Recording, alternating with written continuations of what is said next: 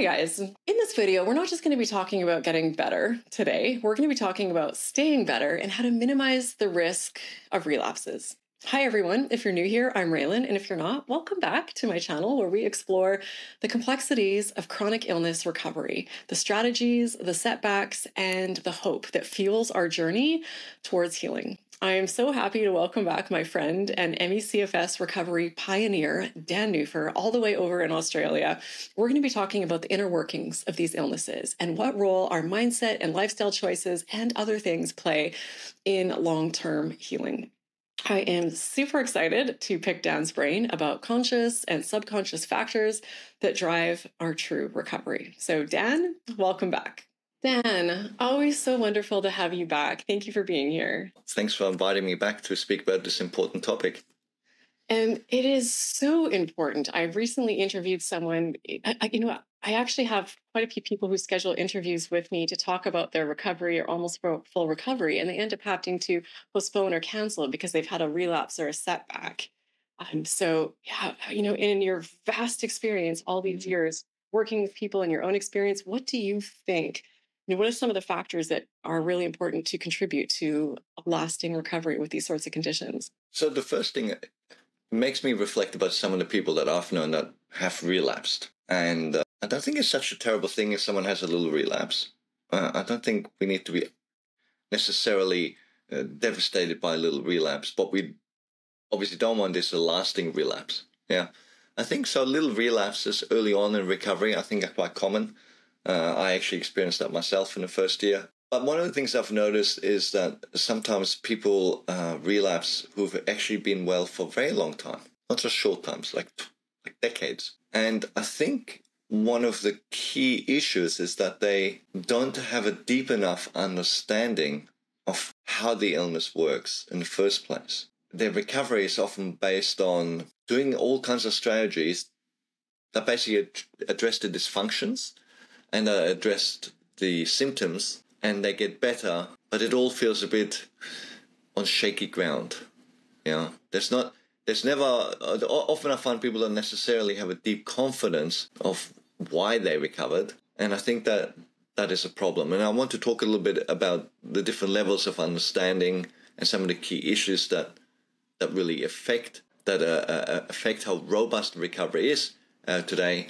But I would say that the foundation of everything, including recovery in the first place, is really a deeper understanding. That's been my experience. And I wonder how you, after having spoken to so many people who've recovered, reflect on that. I don't know if you've had a chance to speak to many people about their relapses, but have you found that have you seen any patterns in people who relapse more than others? The biggest thing I think that I take away from the people that I've interviewed is that either what causes a relapse or prevents it is thinking of recovery as sort of, one, what you're saying is not understanding or addressing the underlying causes or understanding the true mechanisms of the illness. And then two, is thinking of recovery as a finish line. And then all of that stuff that you did to get there is done. And then they fall back into old patterns, old personality traits, lack of boundaries, lack of self-care, high stress, all of that. So realizing that recovery and pacing, or whatever you want to call it, self-care, awareness, all these things, stress management, self-compassion, have to keep going throughout life. And when those things slip, symptoms start to come back.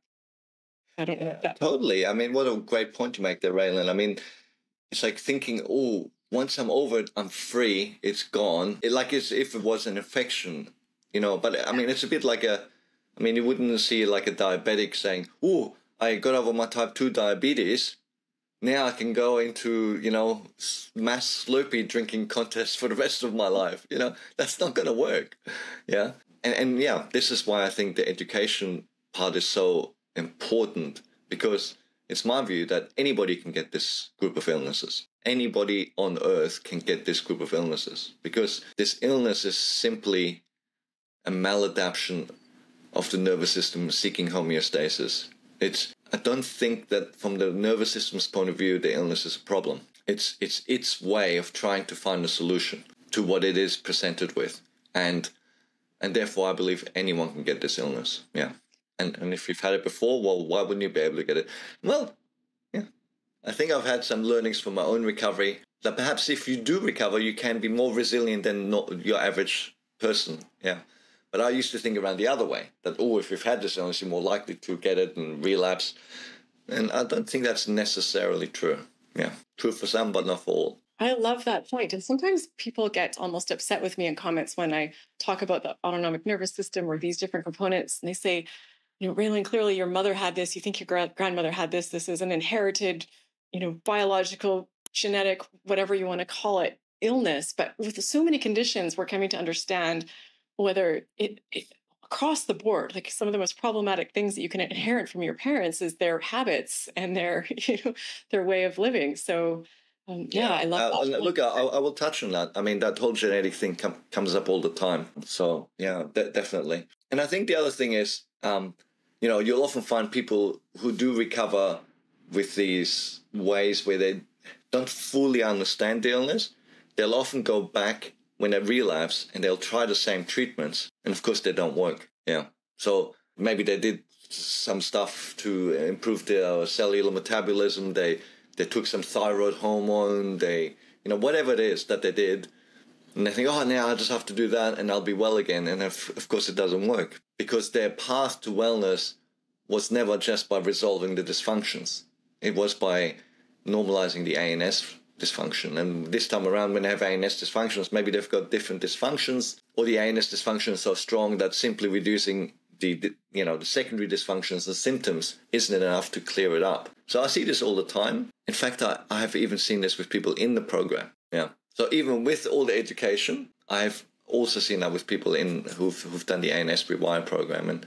And so I'll speak to that a little bit and why I think this happens and how we can avoid it today. So, Raelan, I think that the whole thing is, it really works on multiple levels. When we talk about building a deeper recovery or level of resilience, I think it really works on 3 levels. It works on a physical level, on a neurological level, and also on an emotional level. And on a physical level, it's really about sort of deepening that recovery. Like, one of the things I often find is you see people who will sort of say, I'm 100% recovered. I'll do an interview with them or I'll speak with them. And then I speak to them 6 or 12 months later and they go, now I'm 130% recovered, right? And obviously it is not possible because, you're recovered. But I think what happens is they say they're 100% recovered because they don't have symptoms and they're able to do things normally. But then 6 or 12 months later, they have a much higher level of vitality, of energy and strength. And I think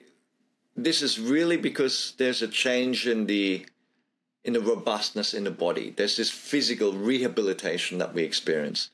People often say to me that at this stage, 6 to 12 months after 100% recovered, they have more health and energy than they ever had before they got sick. And maybe you experienced this yourself, I don't know. It seems quite common. And I think it's really that we get like a more of a robustness with our glandular health in terms of our ability to put out the different hormones that we need, whether that's adrenal hormones, thyroid hormones, the sex hormones, even our insulin sensitivity, and even our cellular function. Yeah, people talk a lot about mitochondrial function and things like that, but even our insulin sensitivity is I think a big part of this. And also I think we see a lot of mineral imbalances in people. And this is a key part to many of the symptoms and dysfunctions, is these severe mineral imbalances. Sometimes people do blood tests, but blood tests, your blood's always going to be pretty good. The body's pretty militant about keeping your blood levels in a certain range about things. But if you look at the actual tissues, we often don't know what's going on there. And I think that over time, with the ANS normalizing and the way it regulates our mineral corticoids that keep all the different minerals in check, that normalization continues. I mean, one of the things that, there's all these sort of catch-22s we have in our body when we have this illness. Like, in order for you to get magnesium into a cell, you need to have magnesium in the cell. You need to have energy in order to do this process. And this is why I think it takes a little bit of time to build that physical robustness. So this is sort of the physical level, the first level. The second level is this neurological level. We don't know everything. Let's just recognize that. Yeah. In fact, we really don't know much, I think, sometimes. And it's interesting how we can have all kinds of ideas based on intellect and things, and then our experience sort of tells us something different. But, there's the whole saying, neurons that fire together, wire together. And so, I always thought, well, therefore, if you've been sick longer, it'd be harder to recover. And on the flip side, it's easy to say, well, if I'm well longer, it's harder for me to relapse. And there's a lot of logic to that. But I'm uncertain about how accurate this is. I'm not saying it's not accurate, but honestly, I just don't know. I would say that certainly there are factors that will make a recovery more robust the longer you've been well. And there's a number of these factors. But I'm not sure whether it's a neurological thing. I almost think it's more of a physical issue as well as an emotional issue, which feeds into the neurological side of things. And because I've seen people who have been ill for decades recover very, very quickly. And I have seen people who have been well for decades relapse. And so this is why I'm sort of uncertain about this whole thing that the nervous system gets stuck. I think the nervous system is amazingly responsive and can change. And if we recognize that our experience of terrible illness is actually the body's way of trying to find a solution, then it makes sense that the body can respond negatively in that way because it's trying to do a good thing in a really, really bad way. Okay. But there definitely is this neurological side of things, especially in the sense that I think some people get some deeper neurological dysfunctions as well, especially around the sensitivity side of things. Yeah. And so the longer I think we are in a state of normal function, calming, I think in my experience and based on my own experience, I certainly felt that over time that got more and more solid. Yeah. Then the next level is this emotional level. And some people sort of get a little bit cranky talking about this because it's like, well, he's suggesting the illness is all in our head and all of that kind of thing. And of course, that's not what I'm saying. We've got to recognize that the way this illness works, it doesn't matter whether you have a physical dysfunction, like there's something wrong with your gut biome, you have a candida infection, your blood sugar is unstable, and, your body hyperreacts to create more dysfunctions in the body, or whether it's a mental strain, like you're concentrating, doing Sudoku puzzles, or it's an emotional strain, it reacts equally badly to all of these stimuli, I should say. And on an emotional level, I think it's fair to say, we have a really hard time with this illness. And I think in many cases, it can be severely traumatizing, especially when there's cardiac symptoms involved or when people get hospitalized. And, I've spoken to so many people who were just really severely traumatized. There's no other way to say it. And sometimes mildly traumatized. But even if we don't go as far as saying there's a trauma, I would suggest that the vast majority, probably all of us, have a level of really strong anxiety around this illness. Because it's such a horrific experience. I mean, there'd have to be something wrong with you if you didn't feel anxious around this illness when you go through it. I mean, do you think that's going too far, Raelan, or do you know where I'm coming from? No, not at all.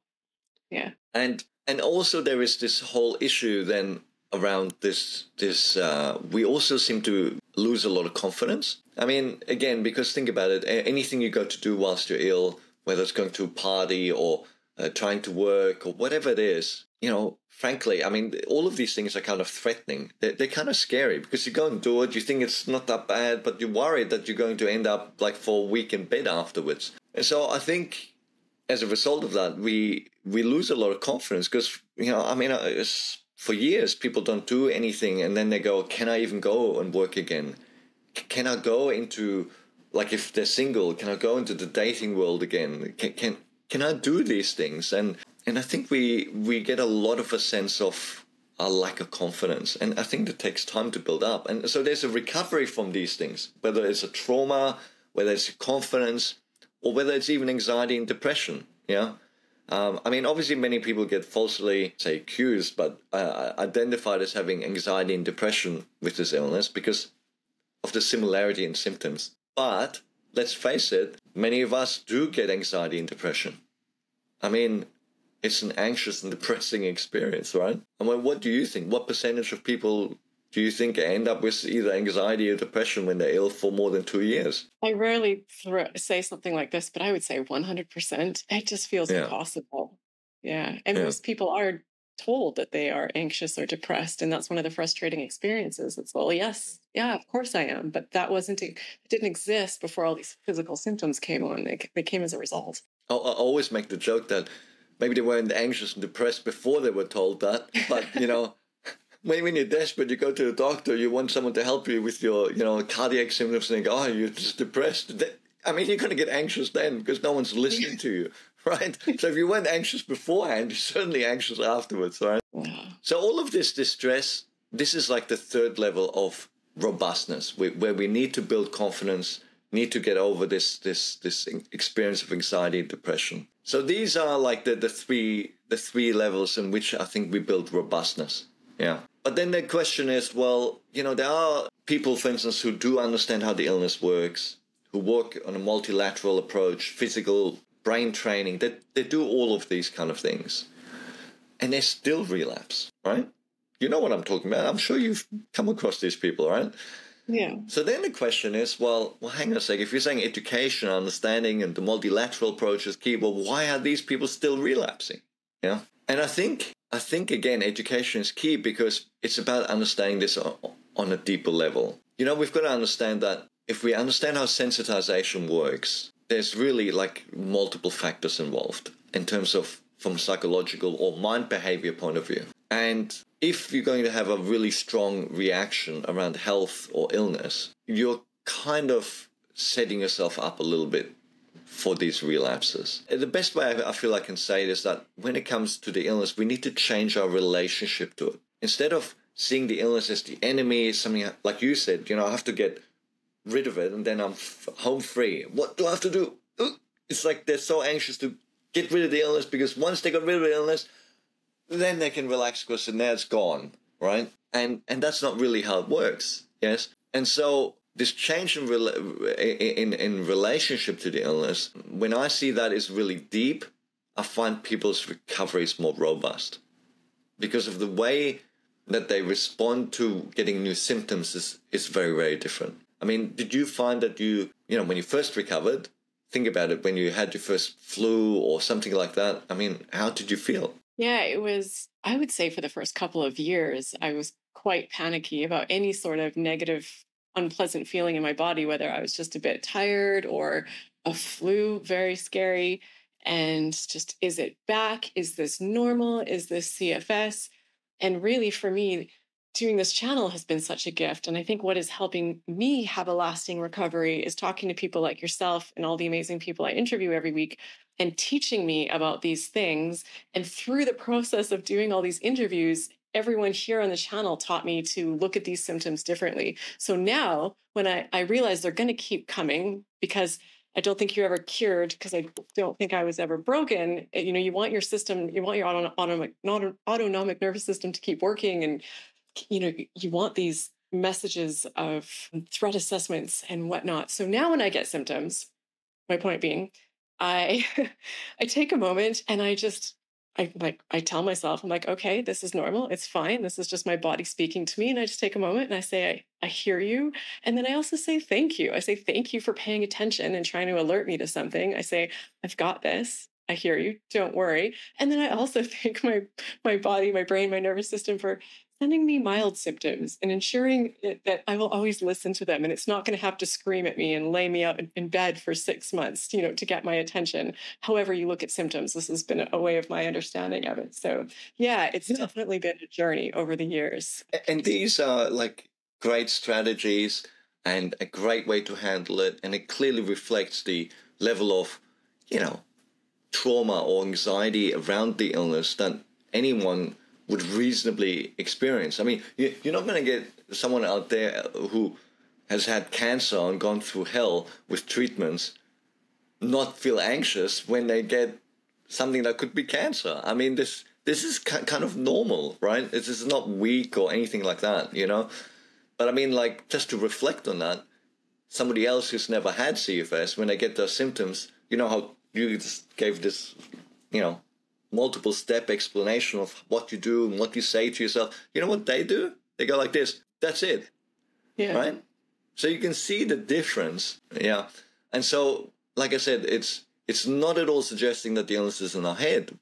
But, you know, another way I guess I've often explained it is that the illness, I mean, it's an autonomic response. And so these things are not conscious per se, but they're not completely unconscious. It's a bit like the two best examples I always give is goosebumps or sexual arousal, right?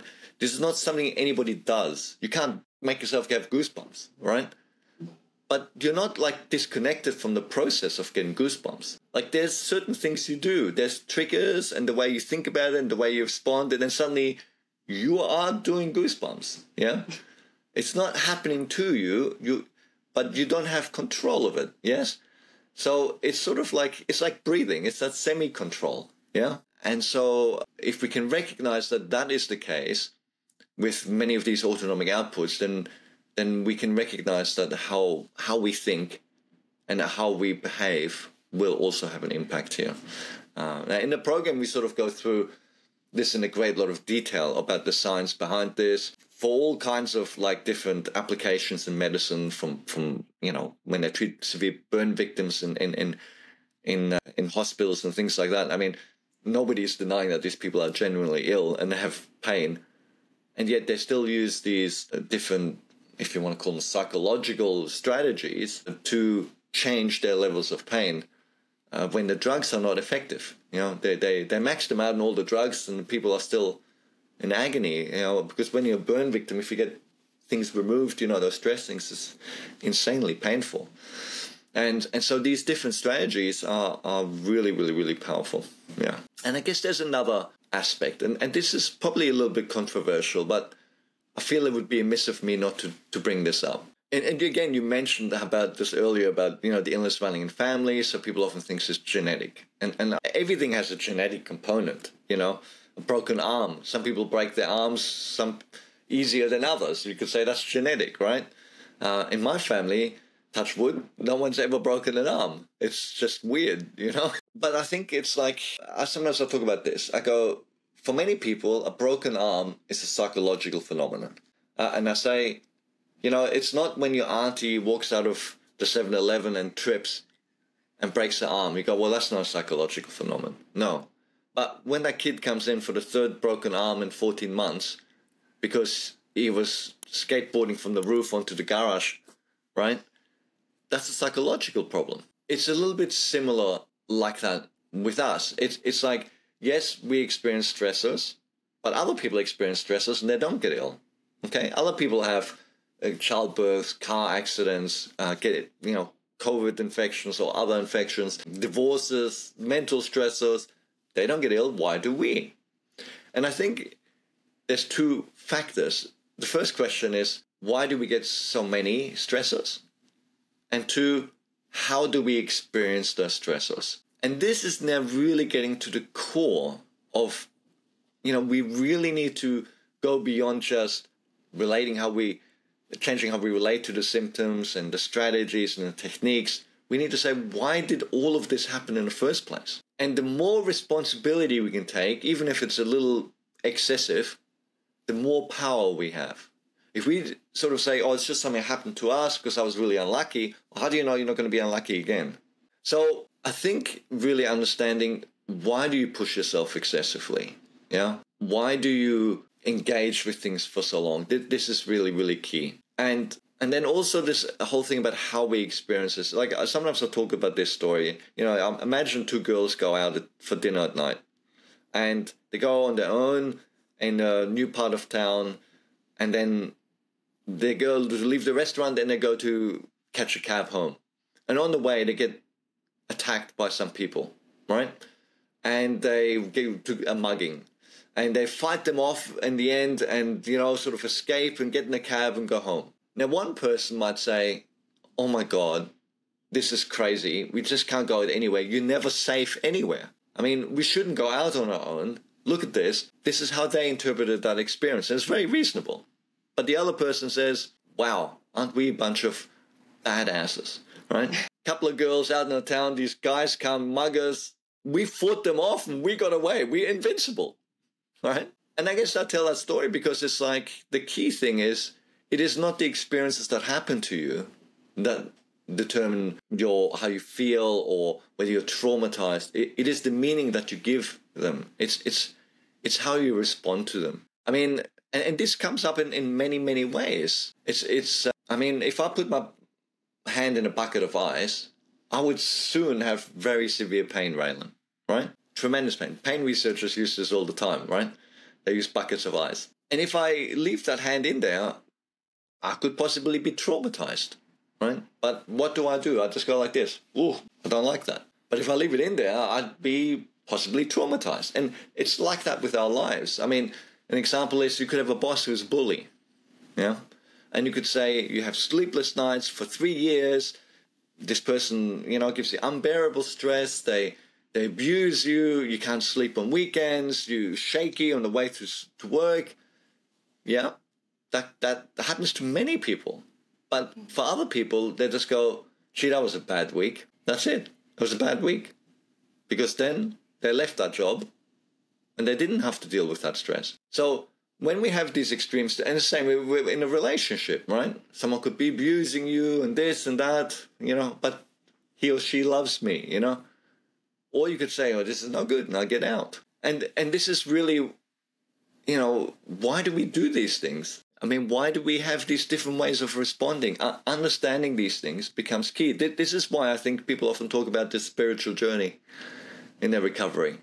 Because it's suddenly not just about these tactics and strategies and all this whole medical side. It's really about changing how you see yourself and how you live in the world. And I know you would have seen that all the time in your interviews, right? Where people say they're different people. They engage differently, right? Virtually every time.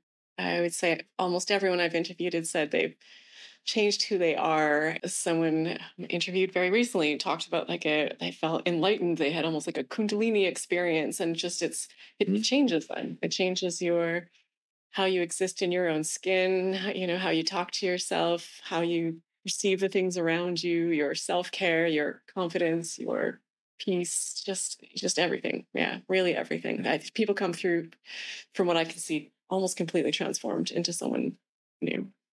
The problem, Raelan, is we don't really know what's normal. We just do what we've always done. I always say you don't get to test drive being in someone else's head for a while and seeing how they live and feel. Yeah, and the truth is that we are just too tough. We put ourselves through way too much, and trying to change. Often people, when they recognize this, they go, and this is, I guess, this final level of the recovery. They might say, oh, I shouldn't do that. I should look after myself. Or if I start to have symptoms or I feel run down, I should be kinder to myself. And yes, I should help other people, but, within reason. And I shouldn't push myself so much because, that's unhealthy. And that's all nice and good. And that probably works, after you recovered on a Monday and Tuesday and maybe Wednesday and Thursday even, but what about by Friday? Like, it takes discipline to do the things that are right. And frankly, the discipline is a weak force. Yeah. What we need to do is change our natural motivations. If you've got a cat, you know what natural motivations are. They look like this, right? And if you're hungry, you eat. You see that with your dog, right? These are natural motivations. When we start to do things that push ourselves, that are unnatural, then we are in trouble. And we need to do more than just cognitively change it.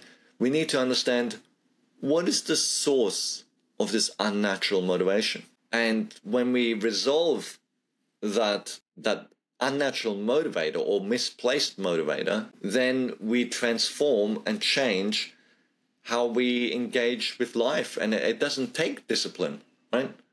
I mean, if I take a kid and I give them their favorite food, it doesn't take discipline for them to eat it, right? And if they're tired, it doesn't take discipline for them to go to sleep. These are natural behaviors. And we can return to those natural behaviors of leaving the job or leaving the relationship or looking after ourselves, being lazy when we need to, when we resolve the things that make us do unnatural behavior. And I find that when people do this, they have the most robust recoveries of all. Yeah. I have so much respect for you and the work that you do and the insight that you have. I think of you so many times over the years because you and I connected early on in my journey here on YouTube. Then you came on the channel and, you were talking about these things before virtually anyone else was. And you figured this all out on your own while you were unwell, which is just so incredible to me. I just really value all the insights that you have. And you've mentioned your program. So for people who aren't aware, if they were like, what does it look like to go through your program? What is that the experience like for people who join? So the program is an education and training program. And the way it works, the best way to get an idea is to look at the 4 intro lessons. They tell you what the basis for the program is, as well as how delivered and what's in it. But also it gives you a taste of what it's like, because when you ask for the intro lessons, you get 1 lesson per day. And that's exactly what happens in the program. And the idea is that it's like a coaching program as well. It's that you have somebody sort of by your side. And as you get to the different challenges in your recovery, we kind of address them with a new lesson every day. It's not a quick fix. Right? But it is a steady building up of strategies. We've got to recognize when we're ill that we're diminished and everything is hard. And we seek to make changes very gradual. We do a little bit of homework every day. We build our list of action steps that we do daily. And so that lifestyle, brain training, physical strategies, they all build up gradually so that you don't feel overwhelmed. And it means that the more well you become, the more you can engage in more recovery strategies. The key thing about the program is that it is not the be-all and end-all. The program is a foundation, a framework, and we talk about engaging in different things. Some people, if you have been traumatized, you need to work with a therapist to get that organized. If you do have, severe thyroid problems, you need to go and see your doctor and get medications. We talk about how to engage with all of these professionals so that you can build your own tailored recovery journey. Right. Well, amazing. I've talked to many people who have taken your program. Everyone speaks so highly of you, Dan, and everyone knows that you truly care about every person that you work with, and just your heart is really in this, and really good stuff. And I've interviewed people on the channel. I'll link one up at the end here. At the end, one of the interviews people who have gone through your program and recovered. Just many people are finding it incredibly helpful. And of course, people watching, everything you know to follow Dan, check out his amazing YouTube channel, his program, his book, and all of that will be linked in the video description. So you can just expand that, and everything will be there for you. So thank you, Dan, so much for having you back. It's always so amazing to have you here. I learned so much from you every time you come on the channel. So yeah, thanks for being here.